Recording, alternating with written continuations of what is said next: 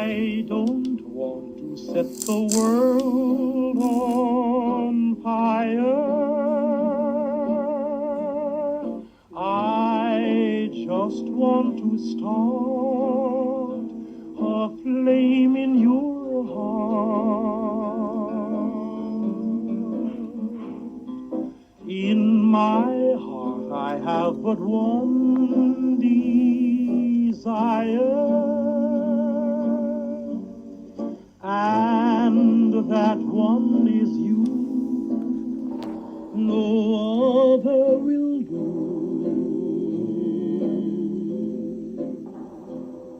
I've lost all ambition for worldly acclaim. I just want to be the one you love.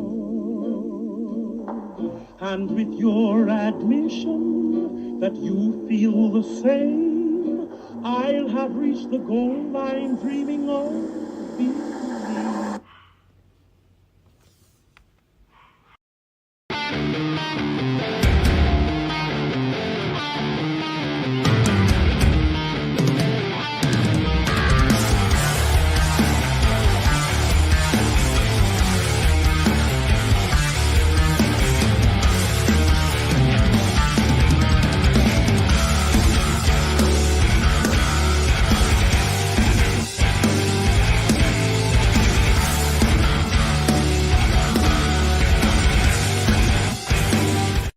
What is up, everybody? Happy Monday. Yes, it is Monday, and we are here for another episode of The Table Spot. My name is Metal Mike. I'm joined here, as always, with the alpha wolf himself, Sean, and the man with the best beard in the business, Cam. Gentlemen, how's your Monday evening going? Boring. I didn't really do anything today. Yeah, same pretty much. I'm with you guys. I didn't do too much today either. The only thing I really did was watch Raw and play video games. That's it. Didn't do much of any. I didn't feel any. I didn't feel productive today. I didn't At all. it felt like it was a Sunday. Oddly enough, like Sunday. Yeah. You know. And Sunday's normally my first day off out of the 3 days off that I have from work. You know. So. But, gentlemen, we're here for another episode of The Table Spot. We weren't here last week. Apologize for that. I was a little under the weather. Wasn't feeling too good. So we took the week off. And a lot has happened in the world of professional wrestling in the past week. It has. We started the King and Queen of the Ring tournament. And so much more has happened. Before we get into it, guys, because we're going to talk about Raw. Obviously, we're going to talk about Raw tonight. And a lot of other things going on. But before we do so, I just need to remind everybody to head over to Rivet City Radio and Off the Top Media's Twitch and YouTube channels. Hit that follow button, hit the subscribe button, turn on the notifications, check out everything that is going on throughout the networks. Like the Table Spot here tonight on Monday, NXT on tap tomorrow night. The Boom is on Wednesday. Thursday night, Boss Bitch Trivia. Friday night review on Friday, and so much more. Rivet City Red Zone on Sunday. Got so much going on throughout the network. So make sure to check out. Also, head over to patreon.com/Rivet City Radio. Check out everything that's going on over there. Promise it will not break your bank. So, gentlemen, tonight, Monday Night Raw, you know, continuing the King and Queen of the Ring tournaments, continuing of storylines. We had, obviously, we start seeing the new people that got drafted on Raw and SmackDown now. That all started last week. And before we get into it, as I always ask you guys, what did you think of Raw tonight? Cam? Go first. What do you think of Raw tonight? I'd say it was like a C+. I think once we kind of get away from the tournament stuff, it was kind of I think the main event, that we'll talk about here in a minute, shocking, just to say the least for the result for sure. Yeah. But I think that kind of saved it for sure. Not a terrible episode of Raw, but just. Like I said, I prefer Monday Night Raw that, is more focused and has like a clear vision of what they want to produce for 3 hours. So, but yeah, it was okay. I'd say it was a C+. Miss you too, Sammy. Thank you for coming in tonight and watching us. Appreciate you. I hope everything is well. It's been a while since I talked to Sammy. Hope everything is going good. So, Sean, your thoughts on Raw tonight? D minus. Wow. D minus. Wow. Yep. Why? One, it wasn't really interesting at all to me. Two, we'll talk about it in the main event. Two, we'll talk about it when the main event comes. You know. I mean, you give a little bit of a assessment without really revealing too much. You know, just We'll talk about it. Plus, Sammy gets a little hint too. We'll talk about the reason why I'm kind of upset Uso won. You're mad that Jey Uso won. Mm-hmm. So instead of you holding it in and really like clinching on for the next maybe hour, let it go, man. Why are you mad that Jey Uso won tonight? Why are you mad that he's going on to the semifinals? Sean, I don't know why, because I'm pretty sure you were one of the people that said that after they kicked out Da Vinci, I believe is his name. After they kicked him out of Imperium, that the rumor has been that they're gonna I realized with. I got to thinking about it. So that's that to me. That I think Gunther that's why he lost. Yes, but Gunther versus Dragunov to run it back would have been a fucking made more sense. And then I got to think of you guys, him that match with Gunther earned the respect of that match, then joining. But like it's just why? So Uso's gonna win and just lose to Gunther anyways? Like so here's the thing, Sean, though, is and it was Ilya's second match. Like we just got Ilya Dragunov on Raw. Just came up from a hot run on NXT. Okay. Former NXT champion, had a great run with that title, just came up to the main roster and he's put into the King of the Ring tournament. Okay. Now, the first thought through people's mind is Ilya Dragunov versus Gunther. That's on everybody's mind. Am I in the ballpark of being right on that one? It's pretty much on everybody's mind. Okay. So why are you going to give us Gunther and Ilya Dragunov in a semifinal match of a tournament to determine the King of the Ring when you can get something much bigger and build to something bigger down the road instead of just having a semifinal match in a King of the Ring tournament? But also, why would you have someone like the Mad Dragon, who's been nothing but dominant in NXT, not be dominant on the main roster and just lose the second match? He just got there. Okay, so listen to what you just said. You just said he was dominant in NXT. Okay, this is the best way I'm going to be able to put it. Okay, you take a college football player, super dominant in the collegiate area. Okay, now they're coming up to the NFL. It's a whole new ball game. Okay, it's bigger, it's faster. There's a lot more that you have to learn and know before you get to here. You got to start here or a little bit up before you get up here. Shadow, what's up? Thank you for joining us tonight. Appreciate you. What's up, Shadow? Right. Okay, so why do you feel like Ilya needs to be up here right away?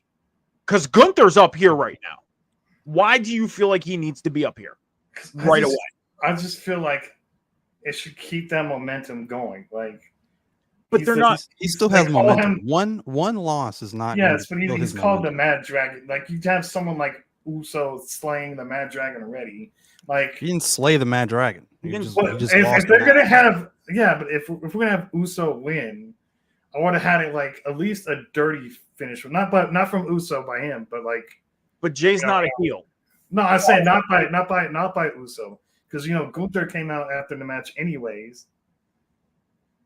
So a dirty finish, not by Uso's fault, but like to get Uso to win and keep him a babyface, that's a tough task because I don't know what you're talking about now, sir. I get where he's coming. So basically what he's trying to lay out is the fact of, let's say, for example, let's just say, for example, Ludwig came out during the match, okay? And he distracted Ilya Dragunov, and then Ilya turned around and got super kicked by Jay, and then Jay picked up the win. That's basically what you're laying out. Am I correct on that? Yeah. So he's basically staying a babyface. He takes advantage of the fact that Ilya got distracted, but he's not doing anything heelish. Yeah. So what's up, Tommy? Thank you for joining us. Here's the thing, Sean, is, again, I get what you're saying of trying to keep the momentum of Ilya Dragunov from NXT, okay? But just think of it. His momentum kind of did get stopped when he lost the NXT title, okay? And now he's coming up to Raw. I get that, but it was kind of that at that point, it was necessary because if he was going to Raw anyways, like, they're going to have to build a whole new momentum with him. They are. They gave us a little bit of a taste of Gunther and Ilya Dragunov tonight with a face-to-face. They did. And we got that nice little smirk from Gunther. Okay? We got a little bit of a taste. But if you were going to put Ilya Dragunov against Gunther, I think, honestly, me as a fan, I would want a bigger build than just a semifinals match of a King of the Ring tournament. I mean, yeah, but semifinals is pretty big on its own as well, too. But it's not the finals. Yeah, but still, like, it's not obviously for anything. It's two guys fighting to get to the end to go for a crown, and we don't even know what the ultimate prize is, anyways. If there even is a prize, they said they get to call their shot at like the world title or something. Like, I didn't hear anything about that. That's not official though. Yeah, they haven't said that. I mean, I thought they said it on Raw, like when they first announced the King. In the past, we've gotten, challenges for the world title. I mean, Brock Lesnar won the King of the Ring, got a shot at The Rock for the world title.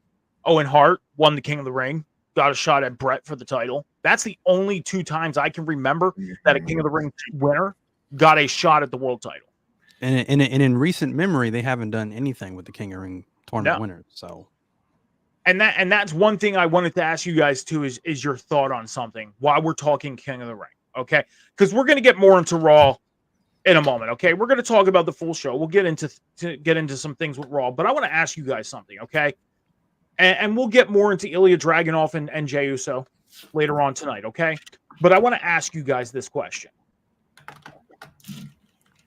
In the past, we've seen superstars, men and women. Well, obviously the Queen of the Ring tournament last year was the first Queen of the Ring tournament. Zelina Vega won. Okay? How do you guys feel about the winners of the tournaments having, King and Queen monikers put on their name afterwards, and they ride with it for a couple months or a year? How do you guys feel about that? Like, for example, King Corbin. Like, is it fair to say King Booker was the only real successful one to have that, and then after that, it was like King Xavier Woods, King Baron Corbin? Like, how do you guys feel about that? Sean, go ahead. I like that if they keep like to that seriousness of the King and the Queen, like they did last year. It was kind of like meant nothing because I was King Woods was like just over with. But I do want to make this point that I love that they actually made the crowns look nice this year, too. They actually look pretty decent as opposed to looking like a Burger King crown. So or a Play City or whatever the fuck is Party City crown. City. Yeah, like I like how they actually look like legit crowns. But like if they do it, then like I want the King and Queen got to be heels at least in my opinion. King Gunther as a dominant heel, like it will fit with him. Like, and I think they should do that. Like the King and Queen should mean something. If they're having this big ass tournament and then just do nothing with it afterwards, would just So you like the fact of having superstars have the king and queen moniker after they win? Yes, even if they don't do anything. You no, like no. I want them to the do. Question was, I want moniker on the name? I like the moniker, but I want them to do something with it. Like I agree with you. One of the last successful kings was King Booker. But do you like it if they don't do anything with them? That was the general question of whether they're not going to do anything with them. Whether they do something or not, Sean. The question is do you like the moniker? I like the moniker, yes, but if they're not going to do anything with them, if it means jack shit, then don't have it. Acknowledge that they won King of the Ring, fine. But if they're not going to do shit with it, don't call them King so-and-so or Queen so-and-so. Okay. Like, it's stupid then. Like, don't drop it after a week. Cam, how do you feel about them riding with the King and Queen moniker after they win? They've ruined it in recent memory, and I just think it's a cheesy gimmick that they're going to drop in a couple of months, maybe a few weeks. I guess I just said it before, they don't do anything with it, they haven't gone anywhere. But like I said, this particular tournament just feels different. Yeah. I like the way it's set up. I like the way it's being built up so far. We've seen some great matches throughout this tournament so far. So my hope is that it does have a significance, basically the same significance it is to winning the Royal Rumble, and they take, they take it serious, and these winners of Queen of the Ring and King of the Ring obviously get championship matches. It just makes sense. Again, that's simple math, right? That you're just putting two and two together. So that's what I'm hoping they go with. If not, I mean, this is just a tournament, just to have a tournament, just to kill time, essentially. So I personally don't like the monikers, just because, like I said, in recent memory, they've just ruined it. Yeah, because I mean, I'll say this: I'm not a fan of the fact that they stick with it after they win it. I'm not posting that, Sean. I'm sorry, that's not happening. We're 17 minutes into the show, but anyways, I'm not a fan of it. I'm not. Like, if they win, great. Acknowledge it. Move on. So, like I said, back in 2002, Lesnar won the King of the Ring. The only time he got mentioned as King of the Ring winner, all the way up until he faced The Rock. After that, they didn't mention him winning the King of the Ring after that. Like, he was not mentioned as the 2002 King of the Ring winner. They dropped it after that. They really didn't do it with, like, Stone Cold or anybody either. No. Really, No.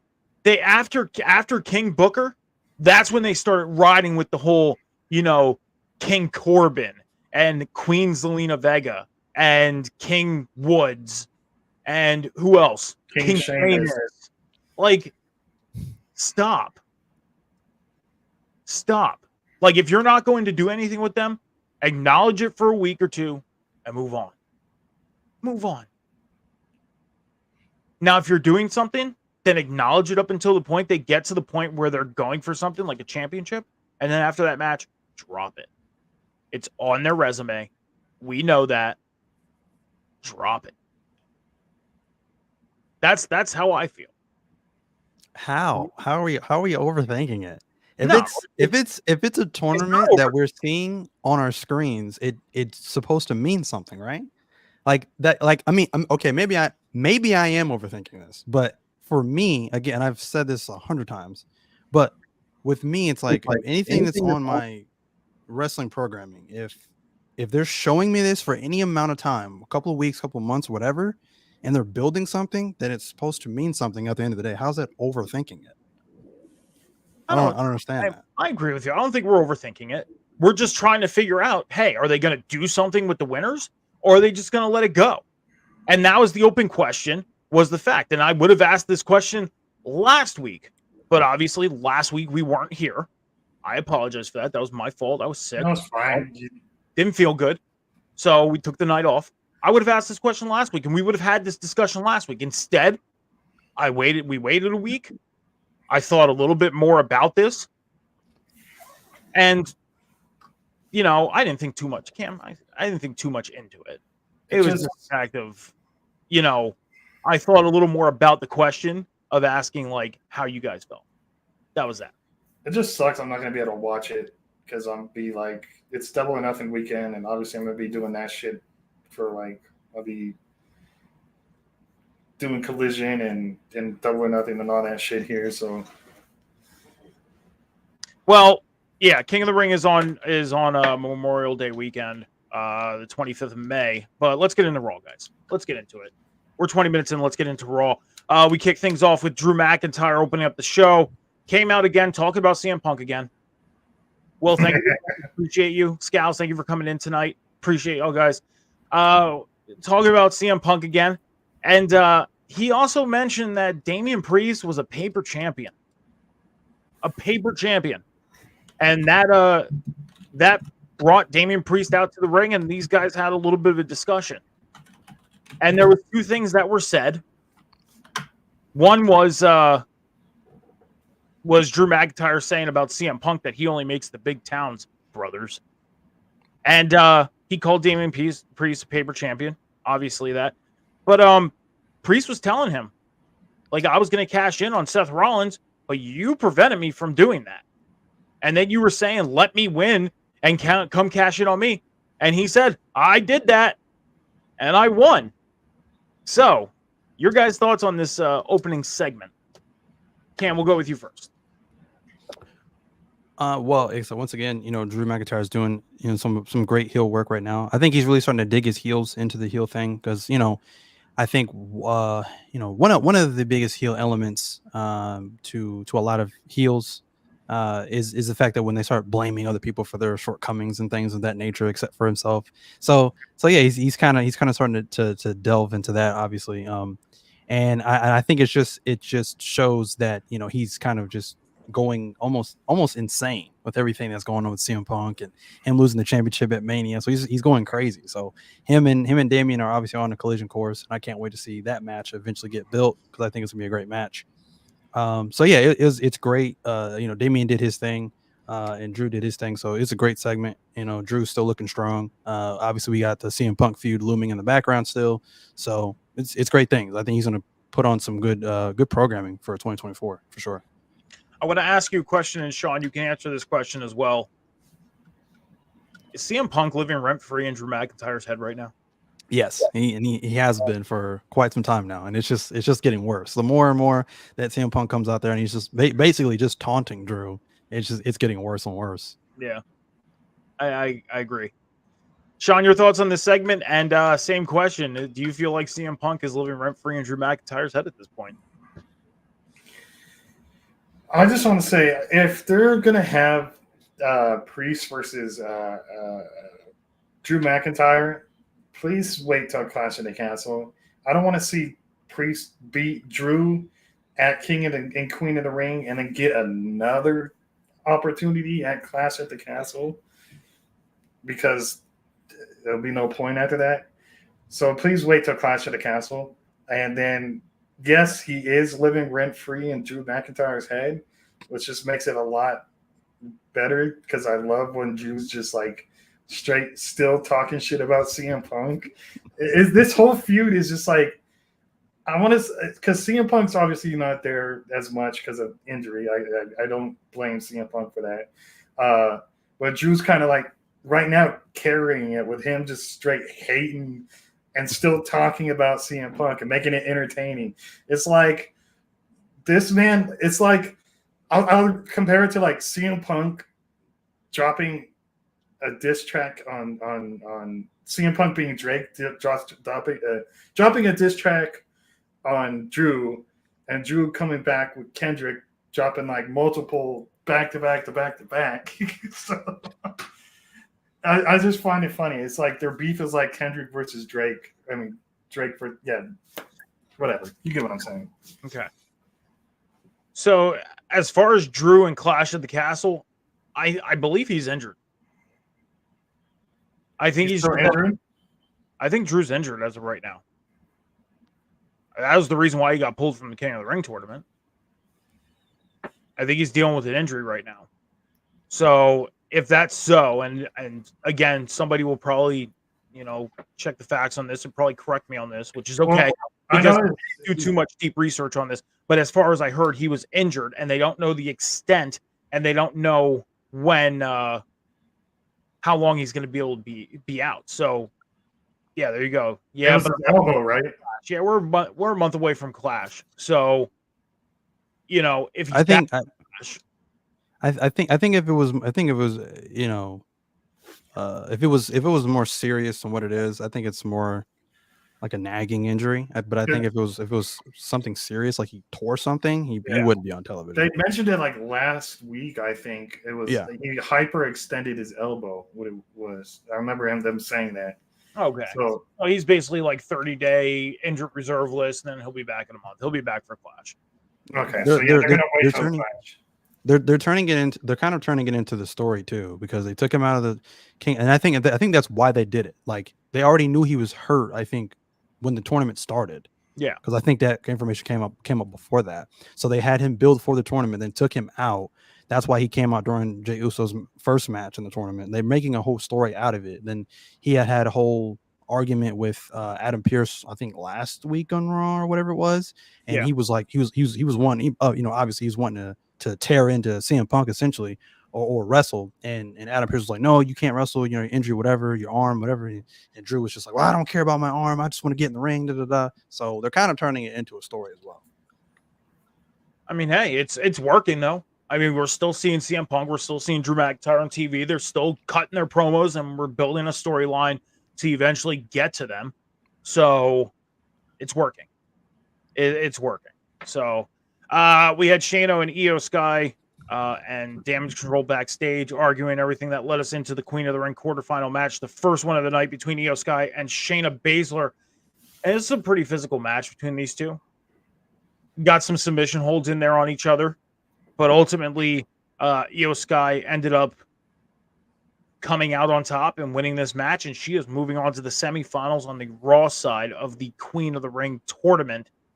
Your guys' thoughts on this match, and then we'll discuss everything King and Queen of the Ring and the semifinals so far on the Raw side when we get to the end. So thoughts on this match alone. Sean, we'll start with you. Wait, I blanked. I'm sorry. So it was Shayna and Io, of course. I can't remember who won. It was Io, right? Io Sky beat Shayna Baszler. Yes. That was a pretty physical match. They were trying to submit each other. Really, really good match. Io Sky came out on top and won the match. We're not talking fully until the end about the semifinals next week, till the end of us talking about Raw. But your thoughts just on this match? I thought it was pretty great. I thought that it was shocking that Io won. I was surprised, but I like it. I love Io, and I see what they're doing. So it was pretty good. It was actually a good match from both Shayna and Io, and I'm usually pretty critical of Shayna. So yeah. Okay, Cam, your thoughts? I thought this was great. Obviously, to see two NXT alum go head to head, both former NXT Women's Champions. So it was great. It was a great match. I don't know. As much as we always talk about, we want to see Shayna get back to where she was once before. I just don't see that ever really happening. I think she's just more a role player right now for that division. Which is obviously sad, because I don't know if I will always have that soft spot for Shayna Baszler. I think she's great technically. She's technically sound, very, very technically sound, and she's very smart about just her overall knowledge about wrestling moves and MMA submission holds. And she's very. I don't know if anybody has ever seen like her YouTube where she like is like talking about like submission holds and things of that nature.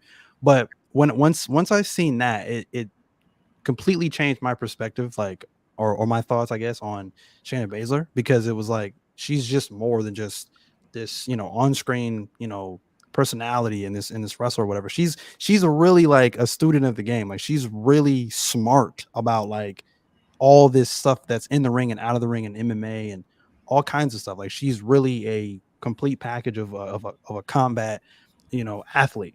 So it's kind of sad that doesn't really get shown on WWE television. It was at one point, but we've kind of gotten away from that. So I'm not sure. I'm not sure where they really go with Shayna. But Io, I said this I think on my TikTok page, and it's the fact that I believe Io has been showing out in this tournament so far, and it's reminding me how good Io is, right? So personally, I feel like, and I don't see this happening, at least not for any time soon, but Io I think is so much better right now than anything really going on in Damage Control, and that's saying a lot because Damage Control has a great crop of talent in that faction, but I think she's good enough to be on her own. I really do. Like she's awesome. So Io moves on. Good for her. Sad for Shayna because it's just I don't know where we're going with Shayna. But other than that, this is a good match.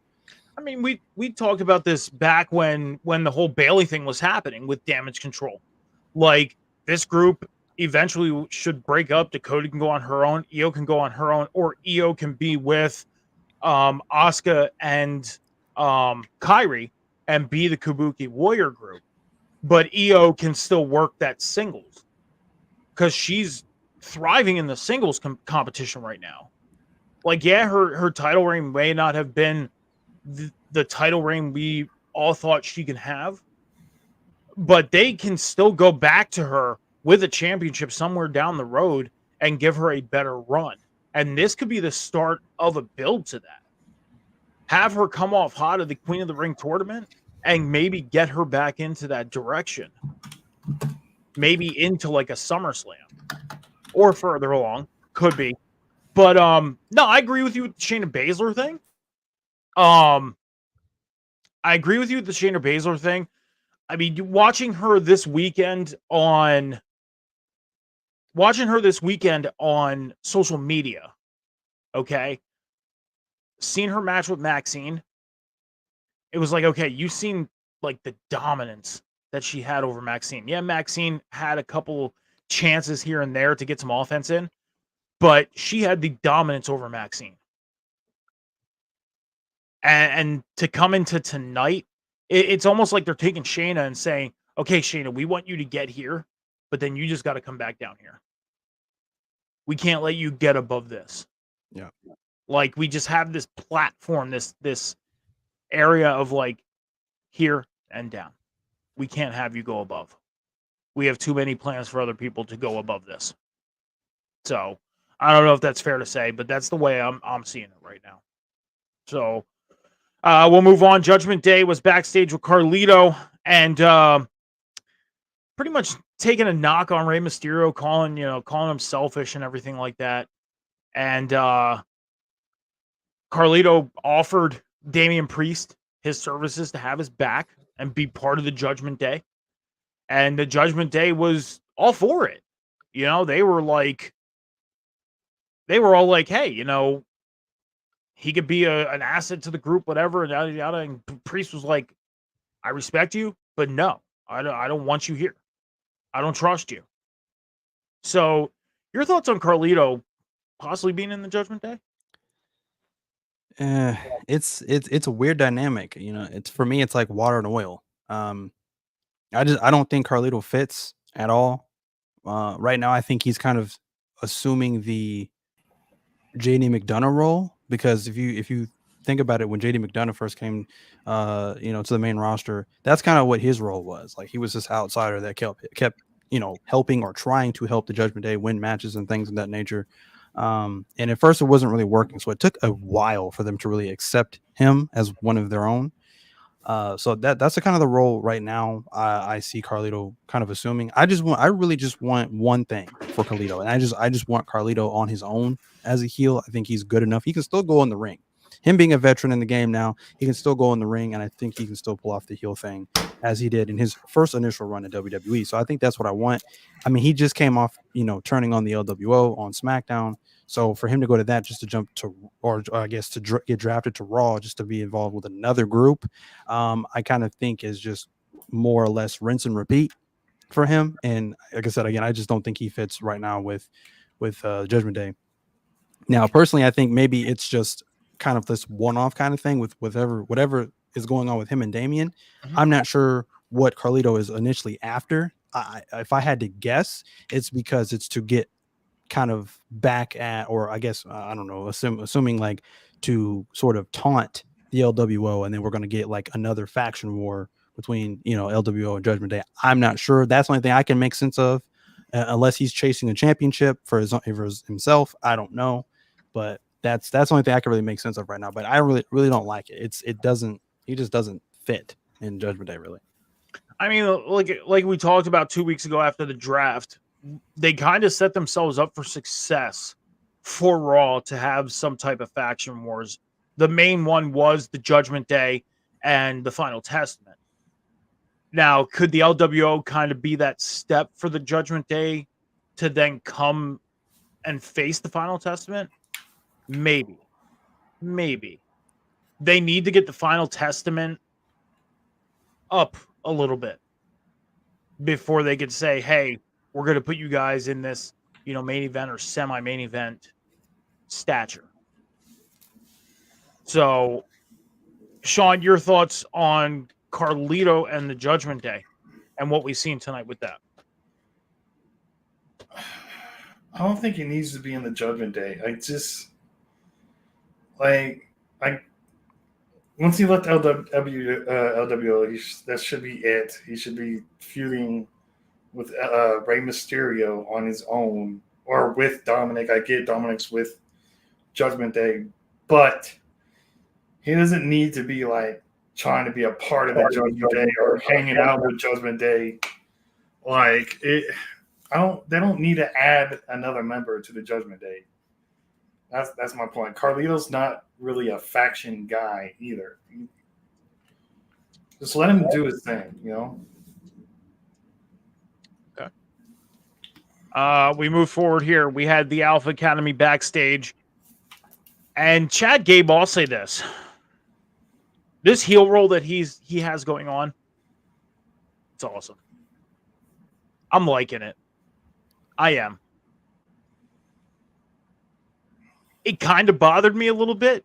And this was me acting like I'm seeing a real life situation. This isn't me knowing I'm watching professional wrestling. This was me seeing, you know, imagine taking away the pro wrestling aspect and kind of seeing it in real life of him just talking down to people.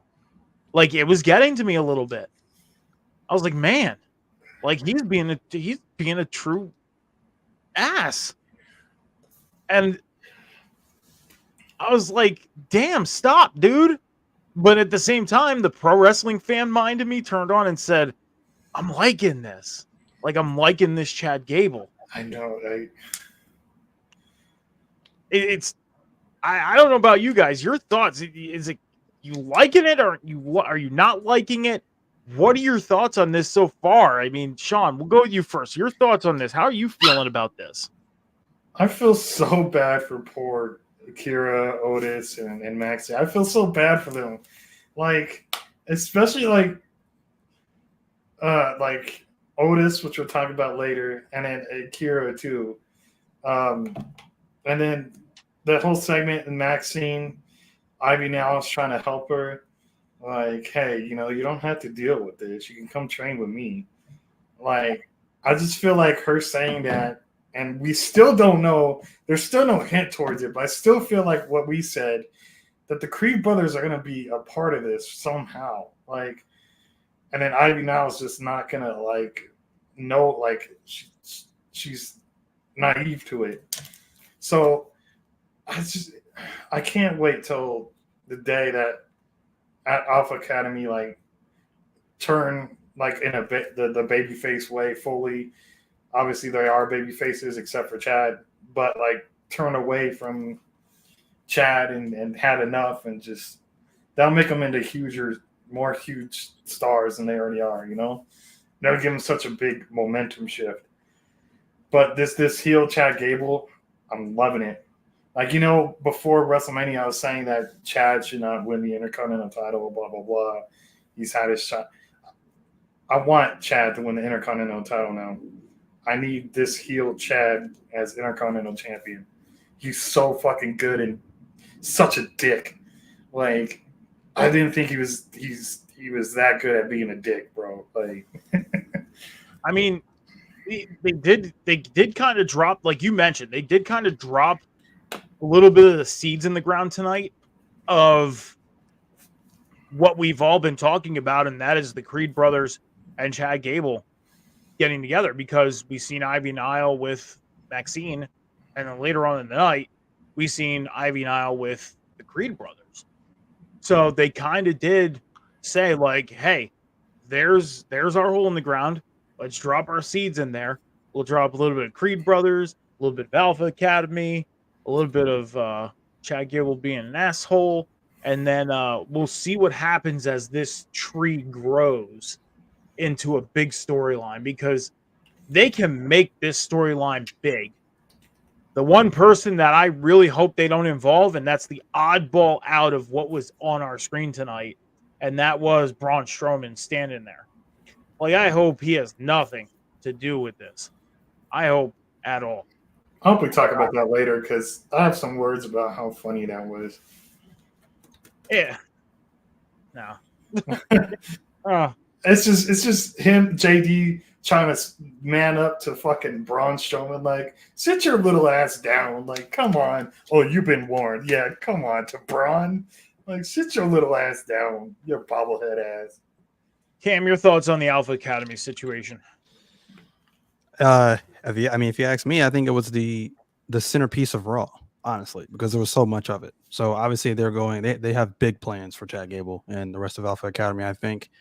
Like I said, we even talked about it. You know, you guys said it, the little seeds he's planting. I think they even throw Ivy Nile in here. I mean, Ivy Nile has, history with the Creed brothers. I think she gets back into the fold, because he even alluded to training her instead of training, continuing to train Maxine. So I think she even gets pulled into this at some point. I think it's great. The one thing I think that some of us are forgetting, and what hasn't already been mentioned here, is that the fact that his in-ring ability is amazing right now, right? As a face, but now as a heel, that just makes him that much more dangerous. Like, we're looking at the character he's playing right now as a heel, but you combine that with his fantastic in-ring work, and it just makes him that much more dangerous. Yeah. Now, if he starts, cutting corners and cheating in matches and things of that nature, that makes him even more dangerous, because now he's cutting corners that he doesn't even have to cut, because he can win matches based off of his skill alone. You know what I mean? So that adds just a more dangerous element to Chad Gable. So we know he can wrestle. We know his in-ring ability, but now we're seeing the darker character of Chad Gable. So he's a Swiss Army knife right now for Raw. He can do it. He can do it all. He can play the babyface. He can be the funny guy. He can be the darker a-hole on Raw. It's going to be amazing. So, and then you add the Creed brothers in there. And the Creed brothers don't have to say anything, because Chad will be the mouthpiece, essentially. Just have them destroy. Just have him point, and they destroy. It's going to be great. It's literally Team Angle 2.0. So I'm loving it. Do you want to hear how I think this is all going to start and happen? Okay. I think how this is going to happen is we're going to get a match with Maxine, and Maxine's going to end up losing. And Chad Gable's going to get in the ring, and he's going to start yelling at her. Okay. Ivy Nile comes in and does like a belly-to-belly suplex on Chad Gable. And then out comes Akira Tozawa and Otis. In the meantime, Creed brothers come out as well, acting like they're watching Ivy's back. And then they just attack Otis and Akira and walk out with Chad Gable. That's how I see it starting. That's how everybody gets involved, and that's how I see it starting. It's very possible. After I seen that, that's how I thought of it tonight. Like, I was like, how can this start? Oh, this is how I think it can start. We had a King of the Ring match happen, quarterfinal match after that. It's Kofi Kingston and Gunther. And Kofi Kingston started off hot. Cheated. Stop. Knock it off. I'm just fucking with you. Knock it off. Anyway. Kofi Kingston started off hot. Almost seemed like he was going to have Gunther's number at one point in this match. The bell didn't even ring at that point, though. He had Gunther set up and numbered, but the bell didn't ring. Then the bell rang, and that was pretty much it. Gunther came in, walked away with the win. He's moving on to the semifinals. Your thoughts on this match, guys? Cam, we'll start with you. Like I said, it was definitely a good match. It definitely wasn't one sided for sure. Like most Gunther matches is with smaller opponents. Yeah. So it was great to see that they were both selling injuries during this match. I have to talk about just the buildup of the inner story within the tournament for Kofi Kingston. Obviously, he put on probably one of his best backstage promos he's probably ever cut in his career ever. Going when he was facing Rey Mysterio, loved that just loved it. They dim the lights and he's like sitting in one of the lockers. That was great. I love that. That tells me this though. I think this is another tag team guy that needs desperately a singles resurgence for his career. Because I think Kofi would be great. Honestly, I do. The position that Jey Uso's in currently right now, that can be a spot for Kofi Kingston. Surely. I think he'd be great. I've been actually wanting, me as a fan, I've been wanting that for a long time now. Ever since this date, me for that happening dates back to when he became WWE champion back at WrestleMania 35.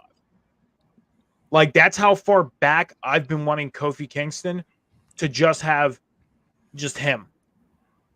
And then we ended up getting Big E doing it because of the draft. And I'm like, well, what about Kofi? Like, I get it. You want to make Big E this top star.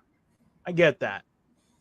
But you just had Kofi have a 6-month run with the WWE Championship and drop it within 20 seconds on your premiere episode of SmackDown on Fox. Like, if you're going to do something, they need to do it now. Big E's not there. Woods is injured. They can do something with him now. And I think it would be successful for him. That's the thing, is a lot of these stars that had the chance or had singles runs back then, the WWE is in a good position to take them and give them bigger runs if they didn't have them back then. Kofi Kingston's WWE title run was not a bad title run. It wasn't bad at all for those 6 months. He had some really good matches, a lot of memorable matches, especially against Dolph. Like, him and Dolph's feud, his first feud with Dolph, was really good. And especially that big win he had in the cage match when he flew over Dolph through the ropes and got to the outside. Like, that was cool. But I think if you put Kofi Kingston back in a position like that, I think he can thrive a little more. He has to have the world title on him at least one more time before he calls it a day. So that's my thoughts. I'm a huge Kofi fan. I've been a huge Kofi fan since he came into the WWE back in 2006, 2007. And he was doing the whole, Jamaican gimmick and, accent, all that stuff. I was a huge Kofi fan even since then. So I would love to see that success for him. When he won the WWE title at Mania, I lost my shit. Not going to lie. I admitted I shedded a tear for Cody this year. I shedded a tear for him when he won it. I did. So, anyway, Sean, your thoughts, Kofi Gunther match. I have a feeling I know where this is going to go, but your thoughts on Gunther and Kofi. So when the match started, I was joking around and saying, "Oh, you need to cheat to start up the match," like just joking around, like because how did he cheat? I'm just joking. I was just playing around, and Sammy was like, "Oh, you say that, but if Tiffany did it, you'd be like, oh, she's smart. She's blah blah blah, right?" I was like, no, just liar. But no, lies. It was actually a good match. It was a really good match. Him and Kofi put on a fucking banger match. I did like what you said, that they both sold each other's injuries pretty well. And obviously that fucking powerbomb pin into a submission for Gunther to win transition was so clean. That shit was sick. I'm sorry, that was sick. Like, and obviously the right man won too. We're gonna get King Gunther. Before we move forward, I just want to send the credit. That was Cam that mentioned the whole selling injury. Okay, Cam. Sorry, Cam. I'm not taking credit for something I didn't say. Yeah. So That was all Cam that mentioned that. But I agree with Cam on that as well. They did do great selling on the injury work.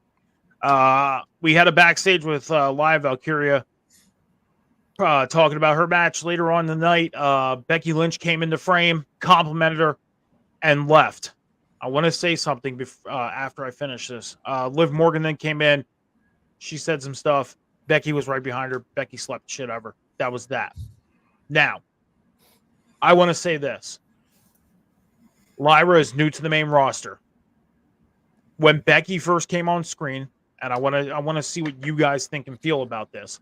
When Becky came on screen, I like Becky, but I was like, there's no reason for her to be there. Okay, hold on. There's no reason for her to be there, but for her to come on and compliment and then leave, smart move. It was best to just walk away after she said it. Give Lyra that time. How do you feel about that and your thoughts on this backstage real quick? Cam, your thoughts? I mean, I don't know. I'm not really crazy about just anything Becky's involved in right now. It's just uninteresting to me right now. Like they're presenting it to me like as if, and I don't know, maybe I'm the only one that shares this sentiment. I don't know, but the way they're presenting it to me is as if like they really don't have a plan or direction for, or just creative ideas for Becky right now. I mean, I feel like their one big pitch is the Liv Morgan thing, and that's just based off of what happened with her and Rhea. Yeah. So it makes sense, but from there, it's like, where are we really going with this? That's just the way it's presented to me. Like, it just feels like Becky winning the championship just feels like it was just dropped in their lap. And they're just like, we don't really know what to do with it. We're keeping her on screen to keep her relevant, to remind you people that this is our champion right now. I'm more invested in what Bayley's doing over there. I think what she's doing over there is great stuff. Becky, however, is just like, anytime she's on my screen, it's like, okay, but it's time to get up and do anything else besides watch this. How do you feel about the move of her just complimenting them walking on screen? Like, she didn't need to take that time.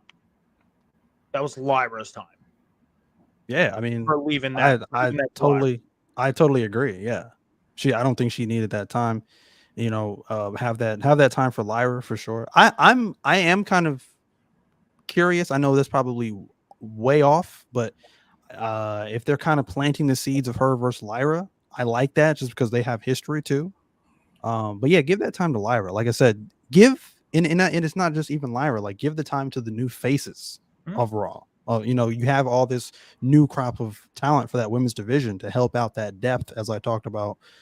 Give them that time. You know what I mean? So, well, that's something we even talked about 2 weeks ago. Is when we talked about Lyra getting drafted up to Raw, we mentioned like they had a nice little storyline down in NXT. Now they can make it much bigger because they're going to have more time to do it. A bigger platform. I mean, not saying that NXT is a small platform, and I'm not trying to down talk NXT at all, because I became an NXT fan again in the past couple weeks since getting back into it, watching it, being part of NXT on Tap for the weeks that I was a part of NXT on Tap while Jax was doing his thing and helping out there. But like, this is a bigger picture for them to build a bigger storyline. So, Sean, your thoughts real quick on Lyra and Becky and Liv. I think like what I want, or what I think will be good. This is my opinion.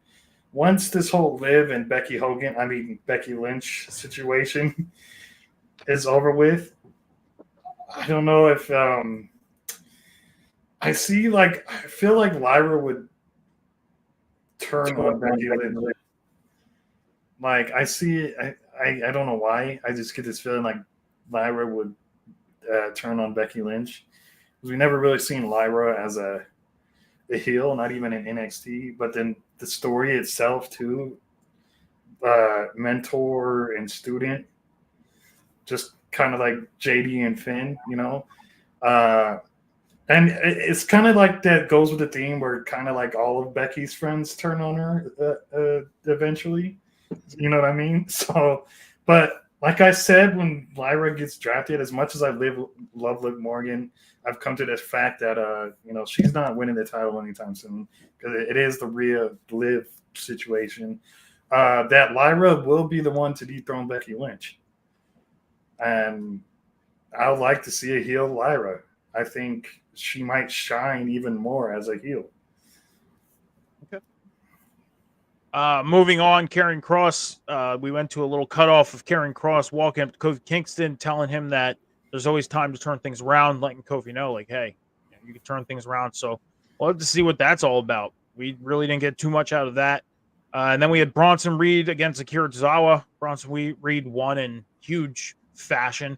You guys have anything to say about Akira Tozawa and Bronson Reed's match? I kind of want to go back to the real quick. Okay. The Karrion Kross and Kofi situation. Remember, every time Karrion gets involved with someone, something changes. It's kind of like the Fiend with Karrion. So that's going to be interesting to see in a way. Like if Karrion gets involved with Kofi, what would happen down the future? Like see what would change with Kofi. So I just wanted to make that quick point. Okay. You guys have any thoughts on Bronson Reed and Akira Tozawa? It was a squash match. And then Gunther and Ludwig were backstage, and I'll say this. The only thing I really caught was Ludwig saying that he saved Sheamus. That was that. I mean, this was Ludwig pretty much praising Gunther up and down. And I don't know if you guys have anything to say about that, about what Ludwig talked about. I think Ludwig kisses Gunther's ass more than he does his girlfriends. You know what I mean? Wow. No, I think this sets up a program between Ludwig and Sheamus, and then if I can comment for a minute on the Kofi Kingston and Karrion Kross thing, Go ahead. I think this just sets up a program between them two, which is very interesting. That's a very interesting dynamic, Karrion Kross versus Kofi Kingston. So, yeah. Well, again, this could be something to where they take Kofi and start building him. I mean, this is the perfect time to take Kofi and say, we got to get you back in this single stature. Like, this is the perfect time. His teammates are out. They're out with injuries. Like, they can do this and get him away from the New Day thing. Like, Xavier Woods came into WWE. He was on his own for all but 3 months, and then they started doing the New Day thing. Like, he was not on his own for long. He was a part of the New Day basically since, he finished his cup of coffee in WWE. That was it. So for Kofi to start having a singles run alone, and for Xavier Woods to finally, since he's at a star level and where he got with the New Day, sadly enough, they can say, okay, this New Day stuff, we can scratch it. We don't even have to have you guys turn on each other. Just scratch it, and let's start doing stuff with you guys on your own. I think Karrion's gonna like how Karrion took like Drew's. I think it was Drew's patience or Ray's patience, and I like how you noticed how I think he might take Kofi's like goofiness and silliness with the New Day. To your point, if they make him a single star and make him a serious Kofi, they can keep him babyface, but make him serious. And Karrion can be like, I did this along with Shinsuke, AJ. I broke you basically. Yeah. Yep. So you're basically saying we can finally get a heel side of Kofi Kingston. Yeah, but I say keep him a babyface. Just make him more like serious and gritty. Like, you know what I mean? Like vicious, but babyface wise. So give him the Stone Cold effect. Yeah. I could be for that. I wouldn't be against seeing him be a heel either, because the New Day, they were a heel group sometimes, but they really weren't heels. They were just goofy. Like they just did some outlandish stuff. Yeah. To make them look like heels. They weren't true heels. Like, I would love to see a heel side of Kofi Kingston. I would. I think we can get it too. I think they can pull it out of him. And it would be a cool dynamic. Yeah. So Because if you watch Up, Down, Down, he's kind of like really cocky on there with video games and stuff, and like kind of like he could use that as a heelish too, kind of like cocky heel, but also serious when he needs to be. But here's the thing, Sean, is when you have competitive video gaming, isn't everybody cocky? Yeah, but the way Kofi has his character, that's a whole different dynamic of being cocky. I know, but it's just the way he portrays his character on there. It will be perfect for a heel, kind of like I said. If I'm getting the more serious Kofi as to the promo that I saw, because that was a serious Kofi, I believe there was no gimmicks, there's no colorful lighting or colorful gear, there's no New Day references other than outside of Xavier Woods, his tag team partner. If they give me more of that in a program with Karrion Kross, that's all the serious I need from Kofi. I don't really want to kill Kofi Kingston. I just want to see him kind of just evolve and sort of attach himself to that particular promo. That's what I want to see. Sounds good to me. It does. If they do insist on keeping him and Woods together, would you like to see like a serious New Day? Give them new music. No. New entrance stuff, like serious. Because they tried that at the beginning and it didn't work. Yeah, but that was like the Vince McMahon shit. But this would be like, I don't think it would even work now. Not with everything we got with them in the past 10, 12 years. Because you got to think the New Day's been around since what, 2012, 2013. So we're looking at 11 years roughly. Everything we got from them, the pancakes, the ice cream carts, coming out of cereal boxes at WrestleMania. Like, they tried the serious thing. I remember being at a house show back when the New Day first got together. When Big E, Woods, and Kofi first got together. I remember being at a house show and them coming out in all black suits. And nobody in the arena was buying it. At all. So them doing it now, could they make it work? Maybe. If they go that route, I hope they make it work. But right now, my feeling since seeing that 10, 11 years ago, I feel like right now it wouldn't work now.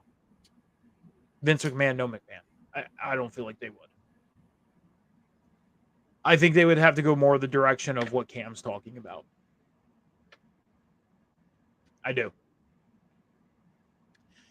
We got Adam Pearce backstage and getting interviewed. And he was talking about the tag team titles that we needed new contenders. So he announced that there was going to be a fatal four-way match later on in the night between New Catch Republic, AOP, the Creed brothers, and then Balor and McDonough. And then, that was it. New Catch Republic came in, introduced themselves. And then we ended up getting the Queen of the Ring quarterfinal match between Lyra Valkyria and Zoe Starks. And Lyra, after a very physical match with Zoe Starks, ended up winning this match, moving on to the semifinals. So now it is going to be Lyra Valkyria and Io Sky on the Raw side of the Queen of the Ring tournament. So your guys' thoughts on this match? Real quick, Cam, we'll start with you.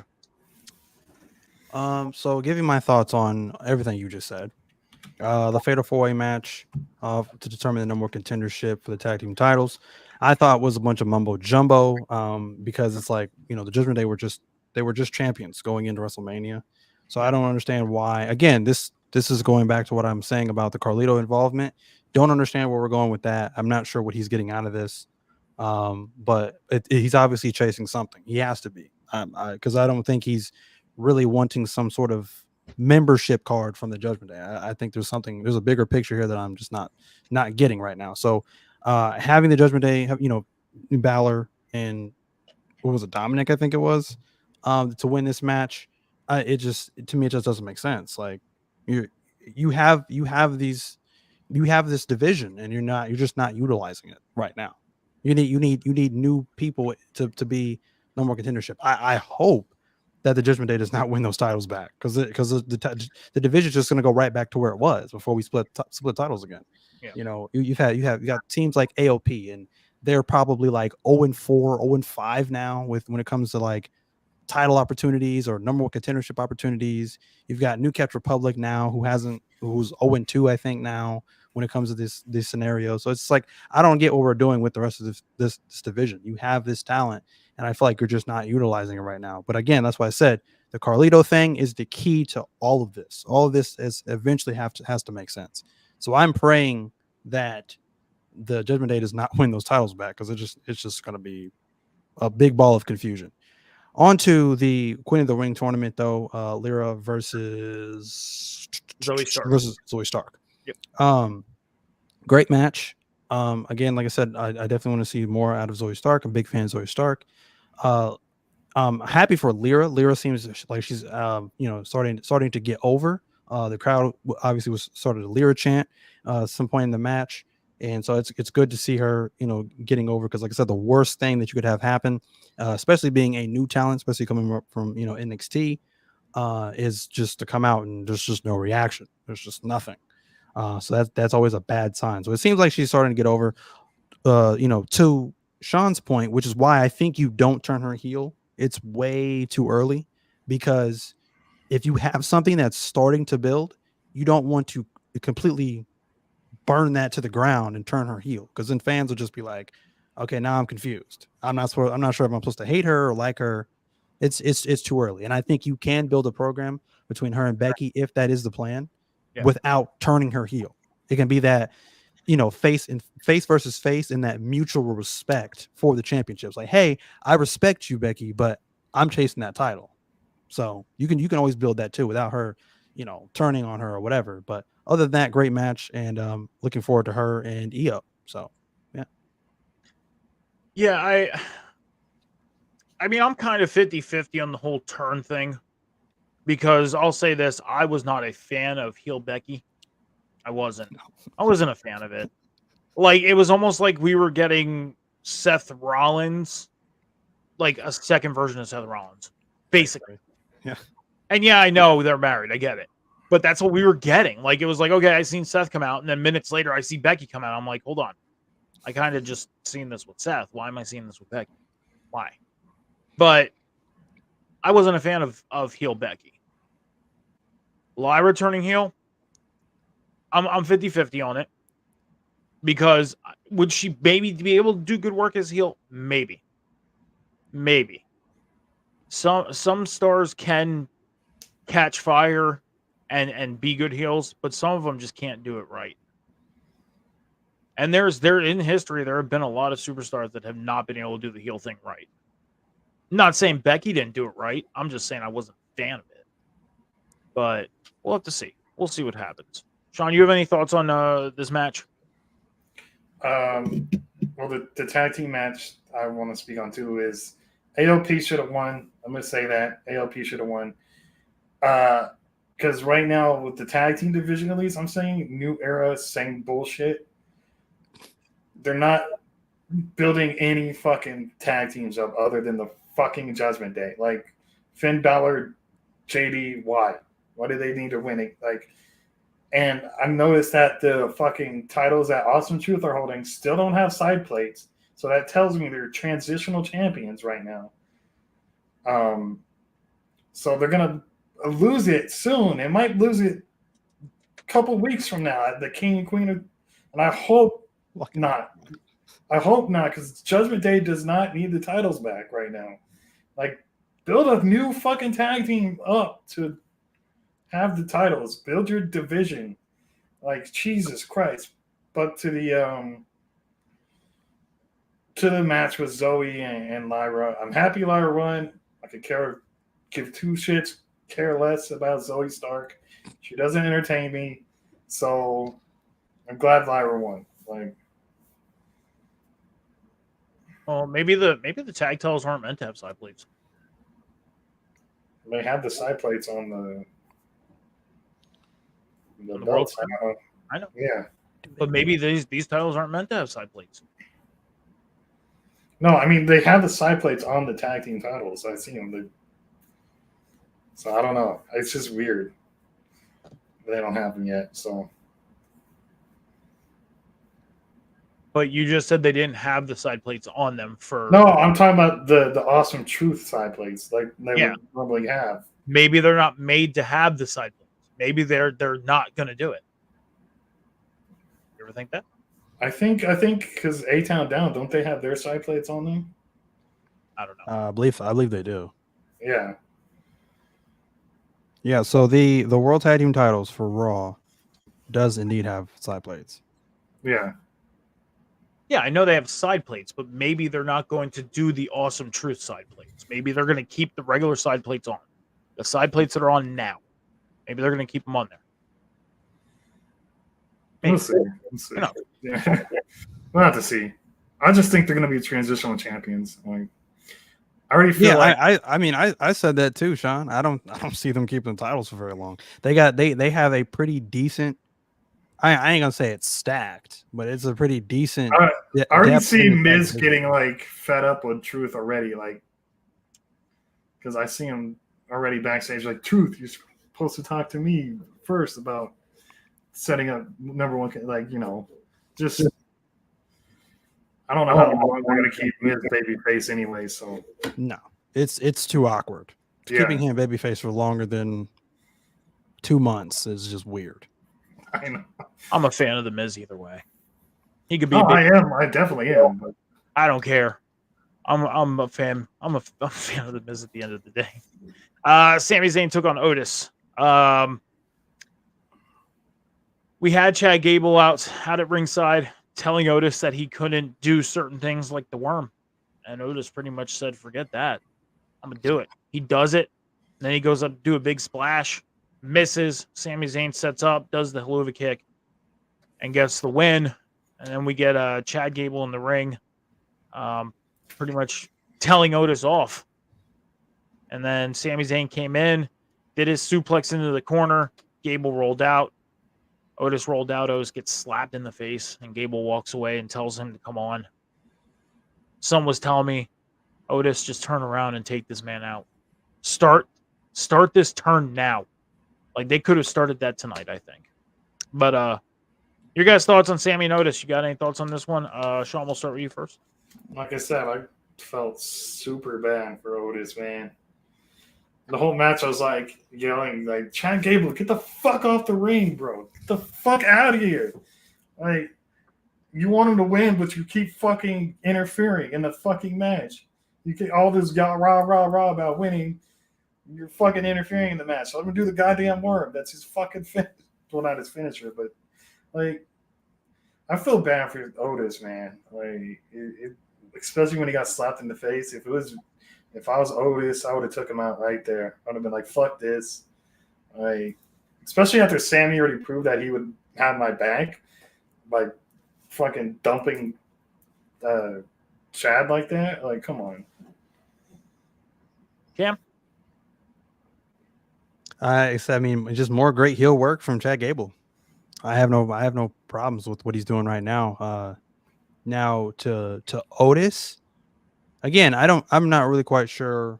I can't predict the future. I'm not quite sure what they do after Chad Gable is completely just finished with the Alpha Academy. I don't know if Maxine, Otis, and Akira stay together. If they separate them, I think the best course of action will be to separate them because you add more depth through, and you create more single stars.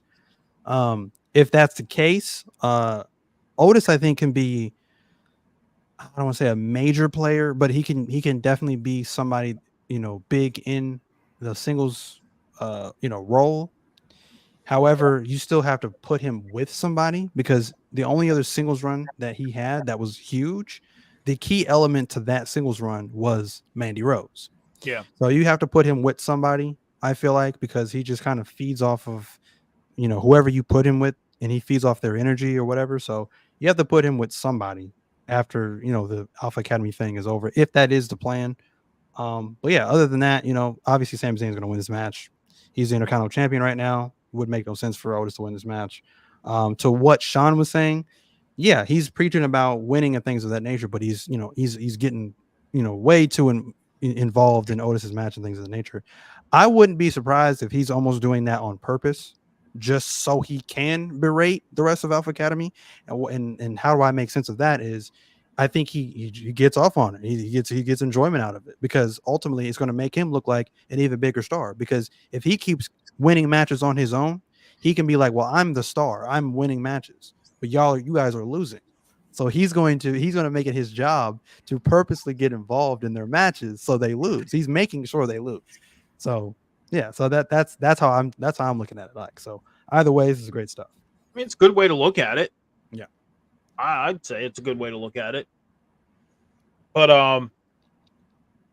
to go back to the Otis thing real quick. I mean, yeah, back during the pandemic, he won Money in the Bank, had that briefcase for about a month. Miz ended up beating him for it, thanks to Tucker. Tucker turning on Otis, and then we got that short little thing between Otis and Tucker before Tucker obviously got released. I think they could have done something big with Otis back then. Mandy Rose or no Mandy Rose. I mean, I agree. I mean, he feeds off. Ever since he's been in WWE, he's kind of had that feed off. He was in the tag team with Tucker, and then the whole Mandy Rose thing. I mean, they could do something big with him if they got him to where they have somebody like a Bronson Reed. If that makes sense. Because Bronson Reed, he builds himself to like, Bronson Reed can be in a title picture. You could put him in a title picture tomorrow and it'd be believable. With Otis, if they started to put him in a more serious manner, I think he could be there. But they see that he's one of these guys that can give the comic factor. So, okay, we're gonna put the letter E on you in WWE and make you the entertainment. And then everybody else is gonna be the second W in World Wrestling. I don't know. We'll see. Yeah. So the thing, one more thing. Yeah, The thing with that is I somewhat agree with you on that. Mhm. But the thing about that is that's why Otis, I think, would be perfect for a singles role, because we've seen in the past, these entertainment guys solely that you just mentioned that are perfect for those roles when they're put in championship matches. I'm not saying put Otis in a world title match. I don't know how good that would be, but even in a mid-card level title, United States title, Intercontinental title, whatever, right? You can put him up against the monster heel, and because he's so lovable as this lighthearted, funny character, people are going to be 100% behind him. And that's what makes those matches great, because you can put together a believable match in the ring with Otis and whoever the monster heel is at that time. And fans would love it because, again, like I said, he's just that lovable, lighthearted babyface. So So let me ask you this: how believable to you was R-Truth back in the mid 2010s when he was a heel with no music facing John Cena for the WWE Championship? he was 100% believable. Do you think they could do that with Otis? As a heel? Yeah. Otis as a heel? Yeah. No, I can't see Otis as a heel. You don't think they could do Otis as a heel but still do what R-Truth did? No, I just can't see it. I'd have to see it to believe it. It depends. It depends on the situation. I can't see that for Otis. I think they keep him as a babyface comic, but make him a big babyface comic and keep him with Maxine Dupree. Yeah. We'll have to definitely see how this storyline plays out. We had Strowman with the Creed brothers and Ivy Nile backstage, and JD McDonough told Braun Strowman that he pretty much should have minded his own business, and now he's on the Judgment Day's radar. I'll say this right now. I don't know how I feel about this. I don't know what type of thoughts I have on this one. I think I have to see where this goes in order to give my full perspective. As of right now, this is something that I really don't see going anywhere, just due to the fact of I think the Creed brothers and Ivy Nile are going to be in something completely different.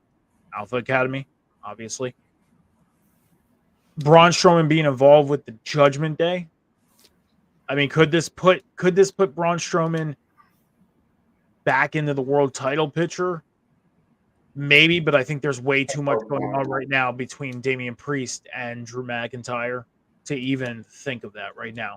So, Sean, you said you had a lot to say about this, so go for it. Yeah, like pretty much to my earlier comments, it's just having JD step up to Braun like that looks so comical because the fucking little man was just trying to bully someone like Braun Strowman. I was like, shut the fuck up. Just shut up, JD. You look goofy as hell. And you look like a fucking goof, bro. Just you're not gonna beat Braun Strowman up. Like, and I hope, to your point, he doesn't get in the world title picture. Like I just don't want to see Braun Strowman in the title picture anytime soon. I'm sorry, he doesn't need to be there. Just keep him.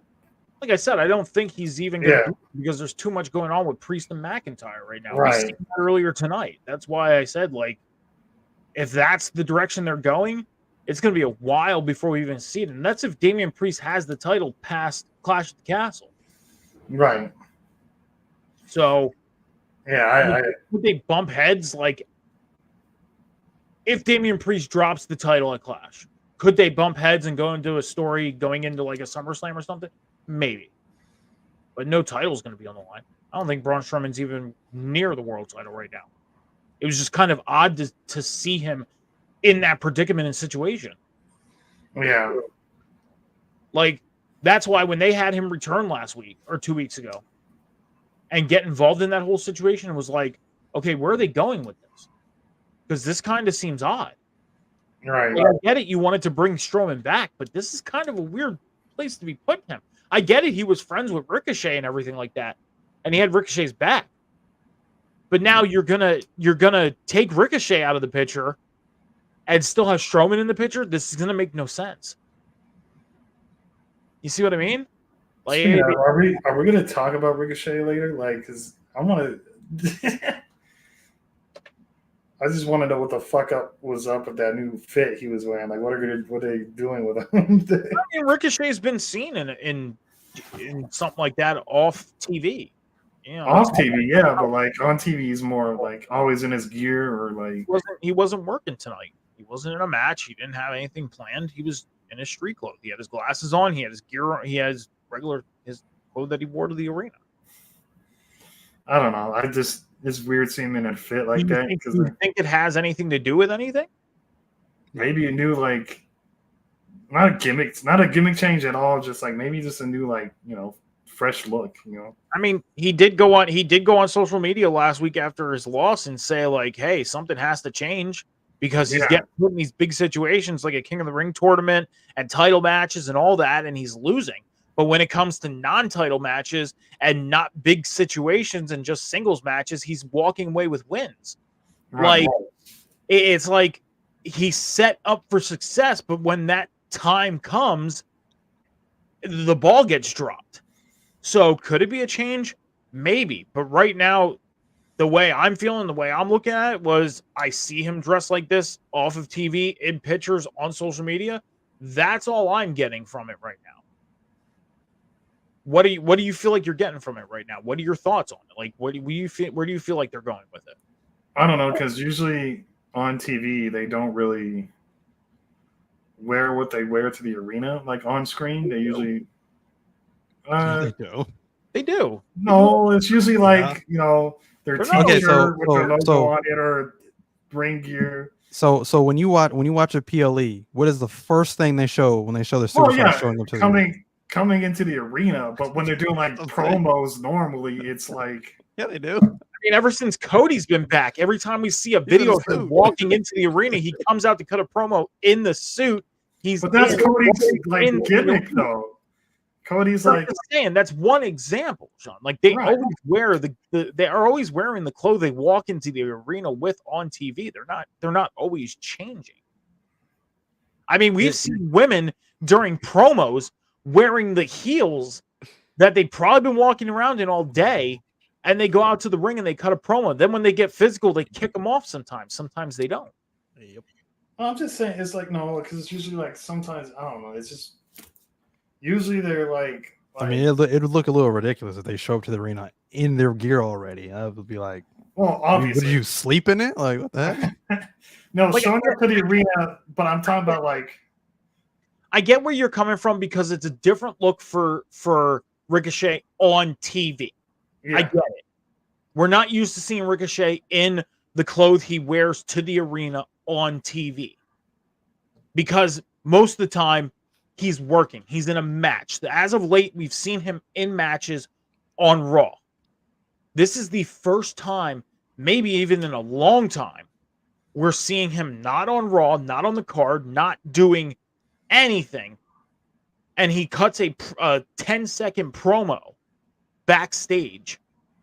Like, he's not going to change and put on his gear for a 10-second promo. Well, not his gear, but it's usually like they would have like a T-shirt with their logo or something. Usually, that's what I see. Like, but there's times where they're not. I mean, there's times where we see. I get what you're thinking. You're thinking like, hey, this could be a little bit of a character change because he mentioned that change needs to happen. I get where you're thinking. But at the same time, on social media, we see him in that type of clothing all the time. So it's kind of a 50-50 thing right now. It's like he kind of brought what we see online onto TV, and this could be a character change because there was a little bit of seriousness behind his demeanor. But at the same time, it's like what he did tonight really went nowhere. And I don't understand it. Like, if they keep promoting Speed, obviously for their Twitter, right, or X or whatever, why doesn't he carry the championship with him on Raw? Like, no matter if it's a match or because it's not a title that he's going to be defending. Oh, okay. It was just something they did. It's kind of like the greatest Royal Rumble thing, like pretty much. He's going to be the Speed champion for the next 5 years. Jesus Christ. Unless it's something that they do annually during WrestleMania week or leading up to WrestleMania and then having the finals a week after or whatever. That's it. Other than that, if they don't do Speed for the next 2 or 3 years, he's going to be the champion. Well, they're still doing Speed after he won the championship, so I don't know what the fuck they're like. Well, then if they're going to still do Speed after the fact, then that's where he's going to defend it.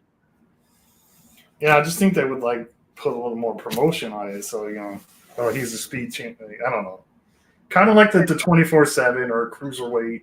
The thing is too is that's more of an online based show. And I get what you're saying. Like, yeah, they could have promoted it to lead people to watch online. But have you seen the numbers for Speed alone of how many people have watched that? Pretty high. Yeah. And they're basically going off the word of mouth like, hey, we just had 10 million people watch Speed. We're going to take those 10 million people and hope they tell their friends, hey, you need to come and watch Speed on X. And then they gain 20 million. It's like they're working off the word of mouth right now. If they didn't feel like they were going to have good numbers on that show, then they probably would have put it on TV. Let's move forward. We had Becky Lynch taking on Dakota Kai. Becky won this match by DQ, getting attacked by Damage Control. Do you guys have anything on this match? Any thoughts? No. Ilya cut a promo backstage. Anything on Ilya backstage? Any thoughts on that? Pretty short promo.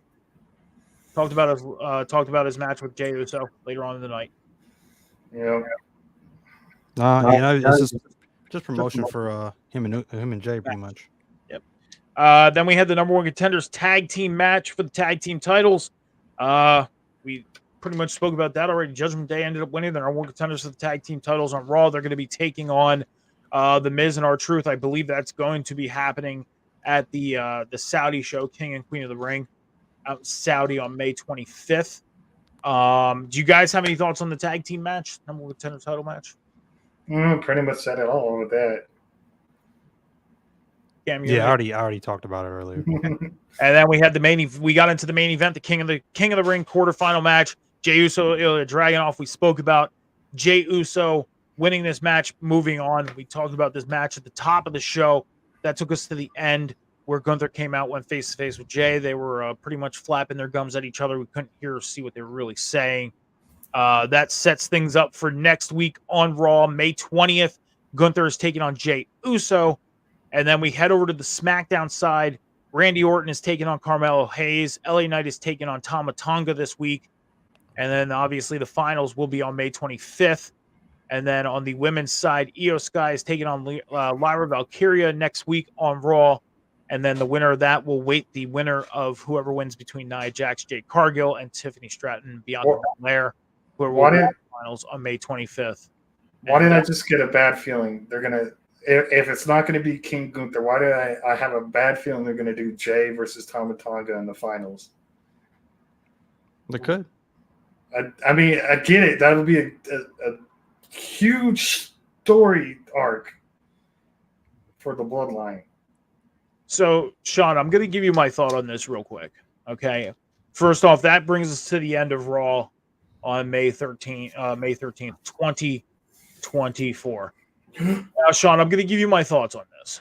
Okay. Before we get into our next segment, I'm going to give you my thoughts on this real quick. I don't think they're going to have Jey win next week. I think I'm going to give you, and this is something that I really don't like. This is something I've been calming down on as of late because you guys know how my brain works sometimes. Sometimes I kind of try to think ahead of things.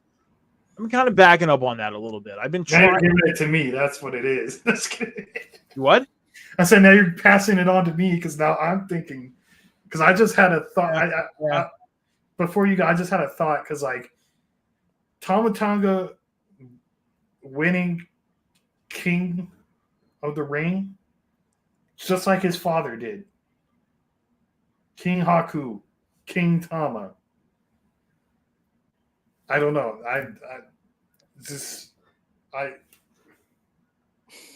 So I'm going to backtrack myself about 2 months ago to where I used to think ahead because it's been about a good 2 months since I've really like put myself in the position of thinking far ahead. I've been calming down a little bit. I'm going to bring that back for this moment. I think we're going to get Gunther and LA Knight in the finals. Gunther's going to win, but LA Knight is going to get Money in the Bank. That's my thought. So would that be the same with like, say, as much as I would hate this, Bianca beats Tiffany. Tiffany gets Money in the Bank. Bianca's beating Tiffany. Oh. Bianca's not winning Queen of the Ring. I don't think she's winning Queen of the Ring. But she's not losing to Tiffany on Friday. And I'm not just saying that just because, you know, you tend to try and raise my blood pressure every Monday night. No, I have a bad feeling that Tiffany's not winning either. I think we're going to get Bianca Belair and what did I say the other matches were? The other match was, I kind of lost myself here. I got to bring it up a second because I kind of X'd out of it here. So here we go. Brought it up. So the other match is Nia Jax and Jade Cargill. I think they're setting up for Bianca and Jade. I do. I think they're going to set up for Bianca and Jade. We're going to get a little taste of that. I know that's a match that a lot of people have been saying they want to see. I know it is. And do I feel like they're going to put it on a bigger stage at some point? Yeah. But this is a lot different than Gunther and Ilya. This is a lot different than Gunther and Ilya. Because Bianca and Jade, if they face each other, you know it's going to basically be like a competing type of thing, but they're the women's tag team champions right now. So we're not going to get the full potential of what we can get from them two until those tag titles are off of them. where Ilya and Gunther, that is something that everybody is hungry for. And they're going to make us wait for it. They are. They're going to make us wait for it. They obviously they already have with Ilya losing tonight. But I don't even think we're going to see that before SummerSlam. I think it's going to be until 2025 is going to be the time we see that match. That's how far off I think they're going to wait to put Ilya and Gunther in the ring against each other. They're going to give us these nice little like snippets and sneak peeks of it happening. Oh, fuck. And I think they might even lead us into the Royal Rumble to where they're facing off in the Royal Rumble, and then they take it away from us at the Rumble and set it up for like a Mania match. Ooh, because I'll be at WrestleMania next year. I know some fans may not like that, and I know a lot of people probably disagree with me on that thought, but yeah, that's my thought. So, guys, we get into it. The new segments of what I pulled off the internet this week. And some of them are interesting. Some of them may not be interesting. But I thought they'd be some interesting things to discuss. And our first one is actually going to lead into our second one. And our first one is no make-believe. No, this isn't about somebody who used to have this as their theme song. No, not that. Not that guy. No.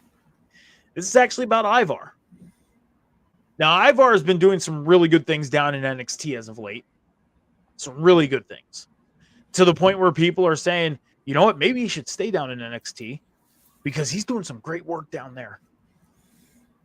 Not to take away the work he's been doing on Raw either. He's been doing some good things on Raw, but he's really been shining in NXT. Well, in an interview earlier this week, or the end of last week, because it's Monday, it's Tuesday for some of us, Monday where Sean's still at. Ivar went on to say that his Viking persona is more than a gimmick. He actually lives the lifestyle of a Viking. He also watches TV shows and movies. All Viking and TV shows. Movies and TV shows. That way he can further his progress for his gimmick in wrestling. So, your thoughts on Ivar living the Viking gimmick, and how do you feel about Ivar and where he's at right now? Cam, your thoughts first on this. Well, I think that's pretty old school, because in past years, 2000s, 80s, 90s of wrestling, I think the best way to if a wrestler wanted to sort of reinvent themselves or becoming a heel, becoming a babyface, whatever it may be, they were always kind of in tune, or someone else came to them and suggested a particular movie or something of that nature that they got inspiration from, that they took that and they incorporated it into their characters on screen for wrestling. Some examples would be like Chris Jericho, back when Chris Jericho had the whole like serious kind of brooding kind of gimmick when he had the short haircut or whatever. He got that from a movie. Another example would be further back in WCW when Sting became the Crow. He got that whole gimmick from the Crow movie. So it's just different examples of people who watch certain cinemas and certain TV shows that take inspiration from what they see, from what they watch, and they incorporate it into their wrestling gimmick. So that's an old school thing for him to do, and I think that's pretty cool. That keeps him fresh, and I think that keeps him fresh with ideas and sort of stays authentic to the actual character. So that's pretty cool. Other people, Danhausen does it. Danhausen watches a lot of horror movies and incorporates it into his gimmick. Like kayfabe, living the gimmick, just like the Undertaker did it. He lived the gimmick for 30 years. He did. He lived the gimmick for 30 years, and still to this day, he still lives the gimmick a little bit. He does. Sean, your thoughts on Ivar? I gotta agree. But like another big name, Razor Ramon, did his Scarface. Got his inspiration from Scarface. And if you look at their social media, Eric and Ivar, and I'm not saying this in an insulting way because it's what they actually do. They're LARPers, right? Yeah. They go to these LARPing events and they, you know, do these like, you know, battles that LARPers do. Eric and Sarah actually had a Viking wedding. Yep. So they really do live that gimmick. Eric and Sarah, they actually hunt their own meat. They actually do that kind of stuff. They like what Vikings do. I'm not so sure if Ivar goes that far to hunt and stuff like that. I don't know, but from his social media gimmick, he yeah. in this interview. Yeah, like because he doesn't post as much as they do, so I'm just saying. But they do that Viking LARPing and Viking lifestyle. So living, it's not really a gimmick for Ivar. It's real life. So his kayfabe is real life. And I do like that when he shows up to NXT, when he's not wrestling, he's actually in normal but kind of like biker clothes, and like not his, you know, but it's still kind of true to his Viking-esque aura. So I like that. He's doing big things. I like him in NXT, and I agree. I think he should stay in NXT. He's thriving in NXT. Because when they were NXT before, the Viking Raiders, they were the Viking Raiders, and now him being he can be a huge single star while Eric is still hurt. And obviously Sarah is pregnant again, or Valhalla is pregnant again with the second child. Congratulations. He could thrive on his own. He's been showing it, and he's been doing all these new moves, like especially high flying for the big man that he is. Like, I love seeing him against Obafemi. I mean, I'm a huge Obafemi fan, but if he takes the title from Oba, I wouldn't even be mad. I'll be like, okay, that's pretty dope. I want to see more what Ivar can do down in a more creative kind of show that allows more creativity, like NXT, you know? Yeah, I mean, again, I think it's really cool that he's living the gimmick and going back to the old school way of doing things. But to touch on them, I mean, to see them come along from their days back in, you know, NXT, even before NXT, they were mentioned as War Machine, and they couldn't use that name on TV. They wouldn't allow it, so they had to change their name to the Viking Effect or something like that. Well, they first came in as the War Raiders. Well, the War Raiders, then War Machine, yeah, and the Viking Experience, and now the Viking Raiders. The fucking Viking Experience, man. What the fuck? But the thing is they were able to tap in to their normal lifestyle on how they actually like to live life as Vikings. And they took it, and now they go this far. Speaking of Viking Raiders, this next one, my comeback. Eric is out with injury right now. Had a neck injury. And he went on to mention that, you know, these days neck injuries are taken more serious than they used to be. And he used Big E as an example, you know, saying that, you know, we see it with Big E, his neck injury, you know, he's at 100% right now, but he's being very careful with his thoughts of even coming back. But Eric did go on to say that his comeback is happening, and it's happening sooner than later. So with that said, Ivar's having a lot of success right now. Do you want to see the Viking Raiders back sooner? Or do you want to wait and see where they go with Ivar before even having Eric come back? Sean, we'll have your thoughts on that first. Do you want to see the Viking Raiders back, or do you want to wait and see where Ivar goes before having that tag team come back? Look, I love the Viking Raiders, don't get me wrong. But I'm really enjoying Ivar's single run in NXT. Like, on Raw, I really kind of didn't care that much, because it's Raw, and it's like, you know, 3 hours, and it's filler for Raw. But on NXT, he's allowed to really show off. You know what I mean? And I'm really enjoying, like, that's what NXT for main roster stars is for too.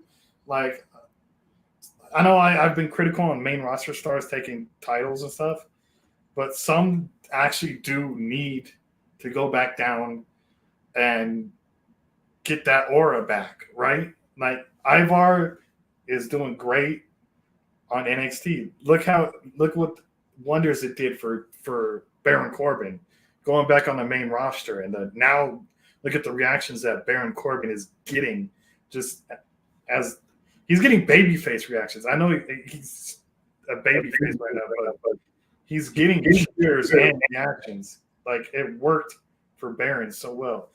And when Ivar comes back to Raw eventually, I'm sure that would be the same effect. I'm hoping. So putting him back with Eric this quickly, I feel like they'll do it. Put him back in the tag team like right away, but I think they should wait. I think let Ivar shine. Okay. Cam, your thoughts? You know, they could realistically go either way. I mean, you know, when Eric is ready, bring him back and just kind of have him in the supportive role for Ivar's singles run right now. And, you know, or they could just put them out together immediately while still having Ivar have his singles run as well. So I think he's good enough to where he can do both. He can be in the tag team back with the Viking Raiders, and he can also, you know, still pursue his singles career until that's finished up, and then we get the Viking Raiders back. But yeah, you know, I think he can do either or. To what Sean was saying, that's exactly. I'm not big on seeing, you know, main roster stars, you know, take that spotlight from, you know, NXT wrestlers either. But some of them, as Sean said, need to go back because they just kind of need that hard reset, you know, or just, you know, just kind of, you know, sprout new ideas and just completely come back, you know, to the main roster, a completely different wrestler, you know, because sometimes it just kind of flatlines on the main roster, gets lost in transit, and they have to go back to NXT to really reinvent themselves without it being like a repackaged kind of deal, but just kind of just reinvent themselves. But yeah, no, Ivar is doing great things. Can't wait to see Eric come back. The Viking Raiders, the one thing I want to see from Viking Raiders, I definitely want to see the Viking Raiders versus AOP, because that would be crazy. So I definitely want to see that, if nothing else. Exactly. So I definitely want to see that, if nothing else. That would be like a freaking meat shop of a match. Like, they're gonna need to flapping meat. That would be a beef shop, right? They're gonna need to reconstruct the ring to make sure it doesn't like they did for the Big Show and Mark Henry, or Big Show and Lesnar. Yeah. And the reconstruction for those two matches didn't even work. Everything fell apart. I agree, though. Like, it's a good reset for NXT nowadays. Has been doing very, very good things, not only for their stars alone, but for stars to come back down. It's doing pretty good things for Ivar right now. It's doing pretty good things for Natalya right now. You know, it did somewhat of good things for Finn Balor back during the pandemic. It did. I mean, the Judgment Day was kind of a slow start.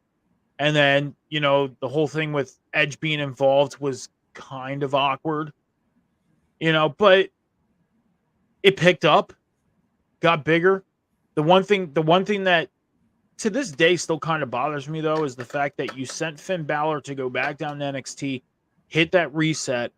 You brought him up, you threw him in a faction, and he's not even the leader.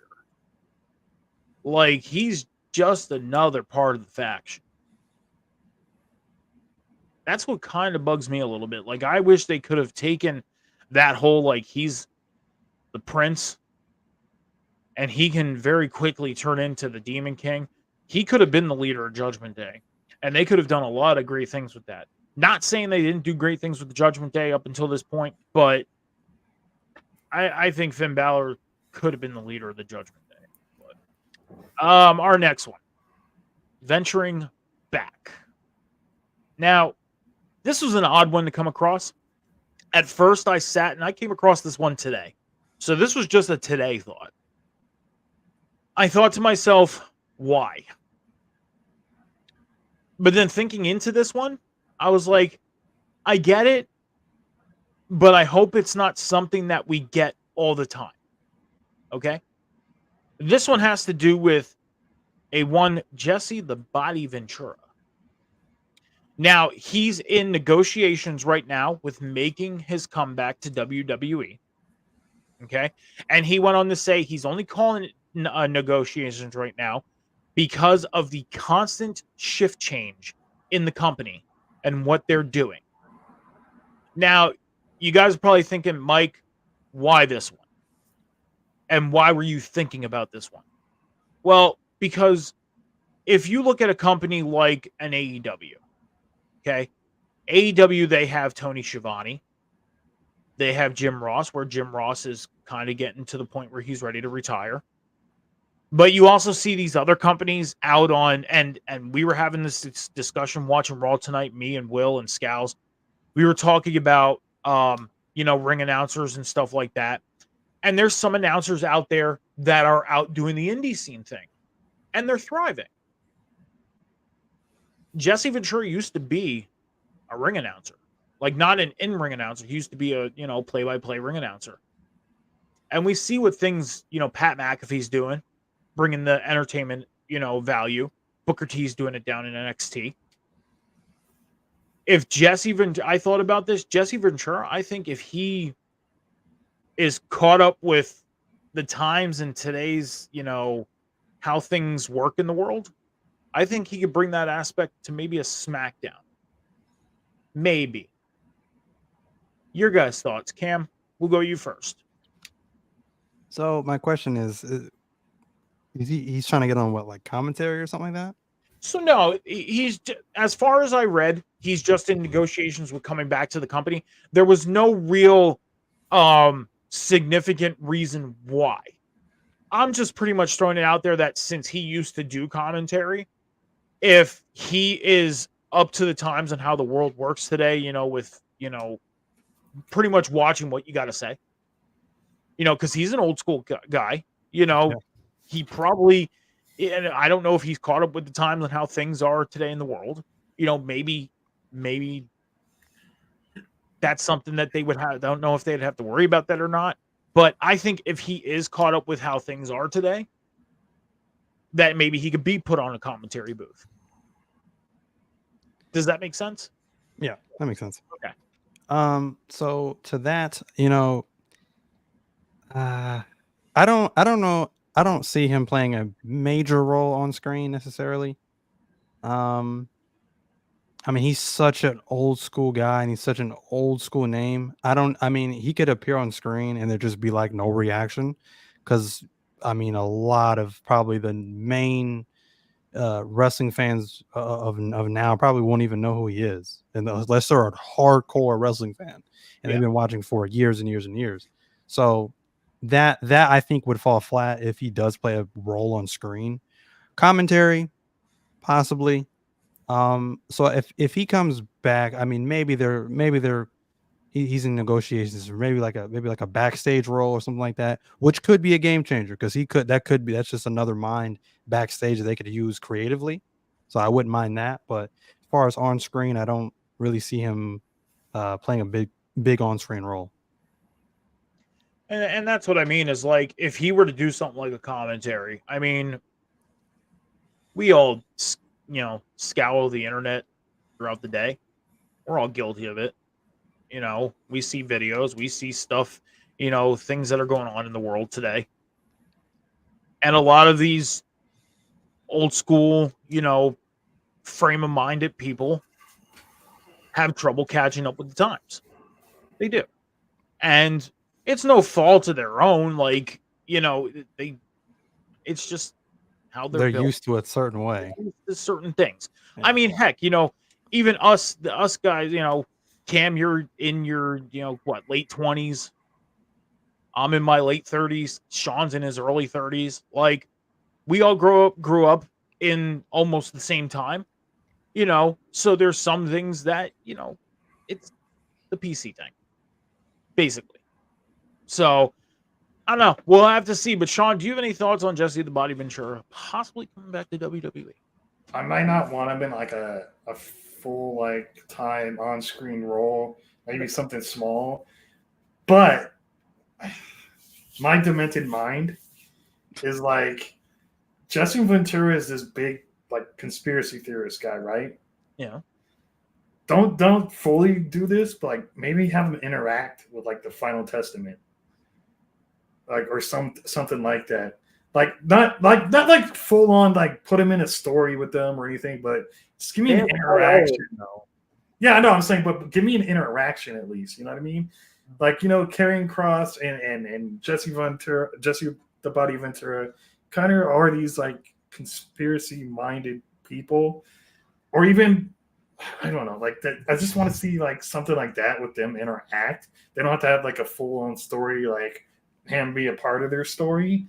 Just give me like an on-screen interaction really quickly, or it's something. It'll be entertaining because like Jesse with his conspiracy theories, he had a fucking show where he had goddamn Alex Jones on it. So like back in the day. So I just want to see something like that. It'll be like. Really? Like they're doing this? It's like shock value, I should say. Give me some like shock value kind of shit, and it'll be like, wow, okay, I see what y'all doing. Like that's just my demented mind. I think that'll be entertaining.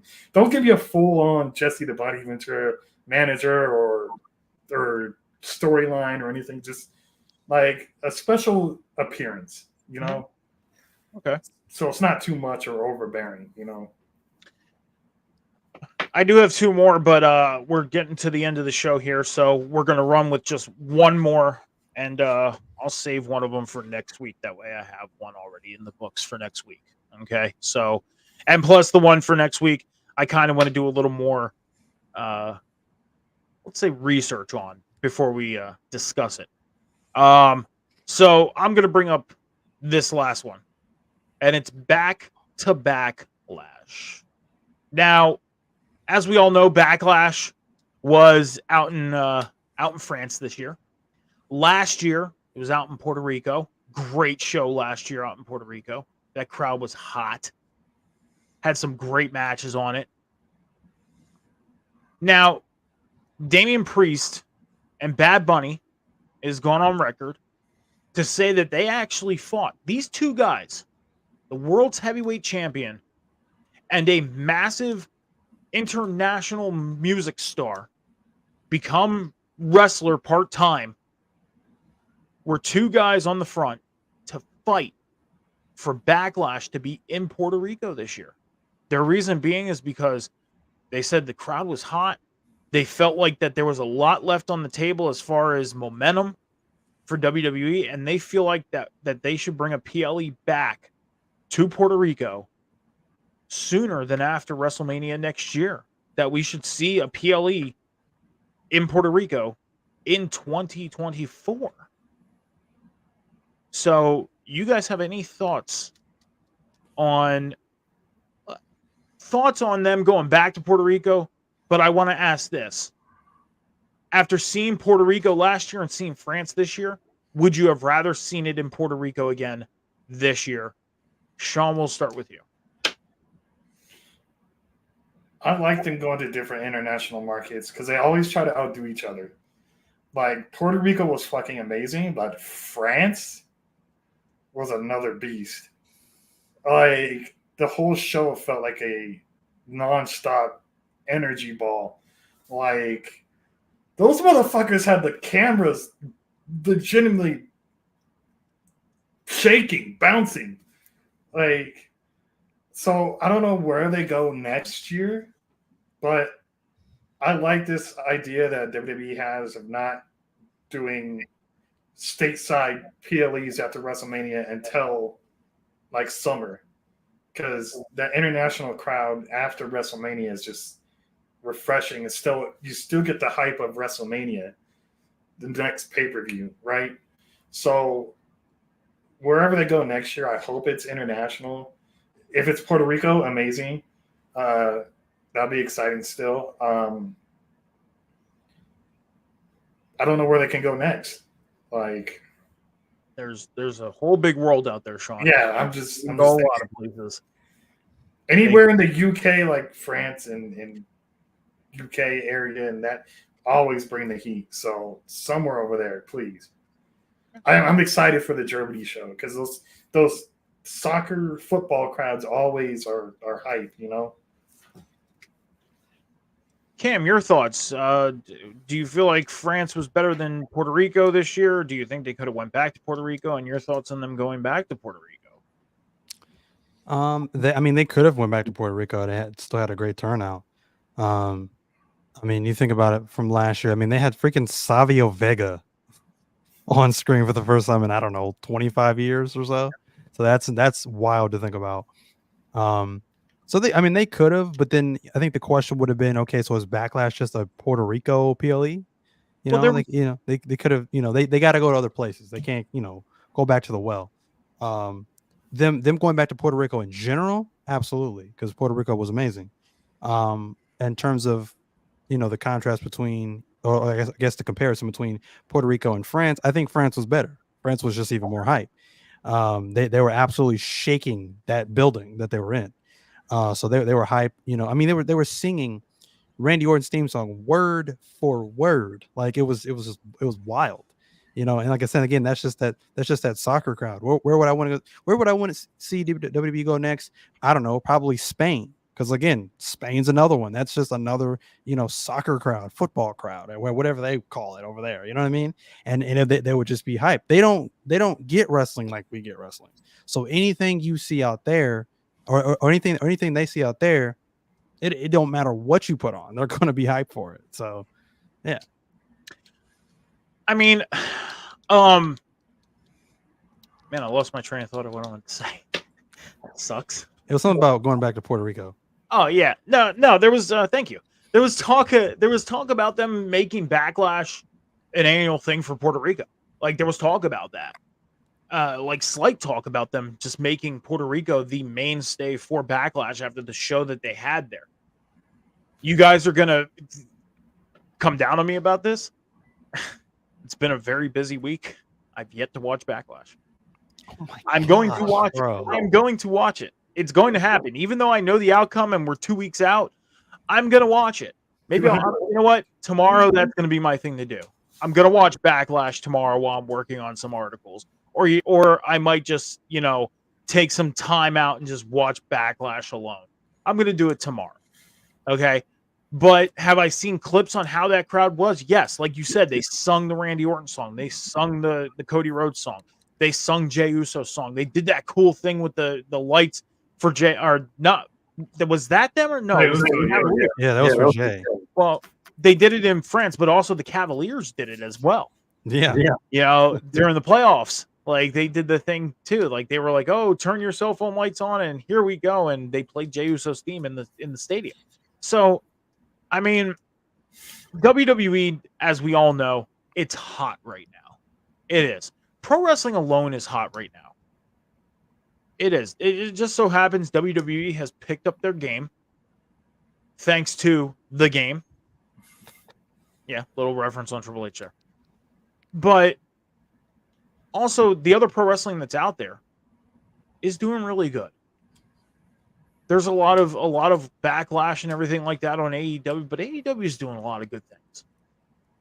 It's just that people got to find something to complain about right now, and it just so happens that AEW is the target.